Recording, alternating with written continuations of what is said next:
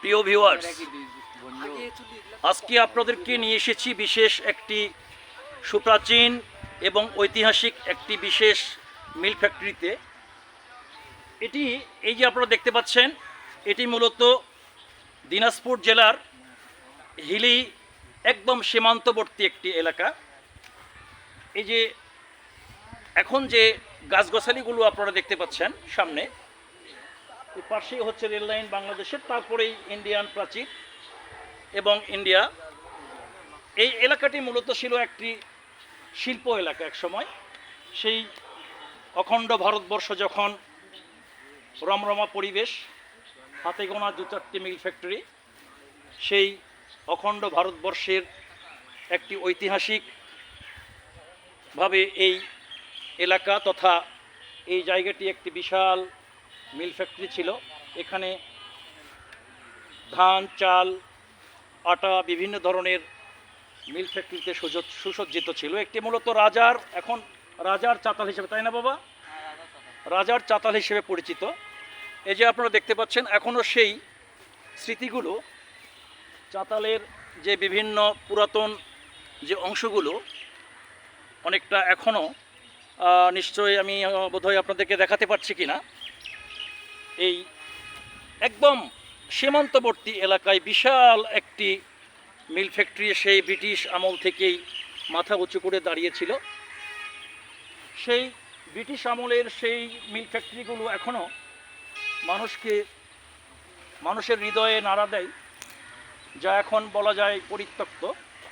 তবে কিছু কিছু অংশে এখনও এই এলাকার যারা কৃষক সমাজ, তারা তাদের পারিবারিক কিছু ধান শুকনার কাজে ব্যবহার করে এই ভাঙ্গুর চাতালগুলো।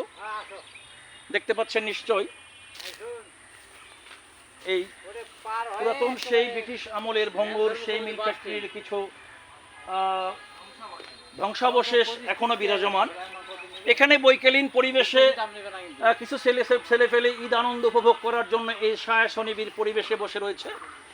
এখন স্কুল কলেজ সব কিছুই বন্ধ, ব্যবসা বাণিজ্য অনেকটা বন্ধ বলা যায়।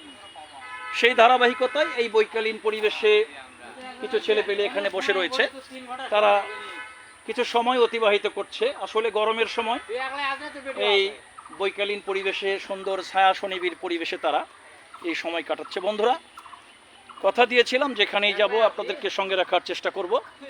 সেই প্রতিশ্রুতির ধারাবাহিকতায় আজকে আমি হিলিতে এসেছি। হিলির বিভিন্ন অংশ পর্যায়ক্রমে একটু একটু করে আপনাদেরকে উপস্থাপন করার চেষ্টা করছি।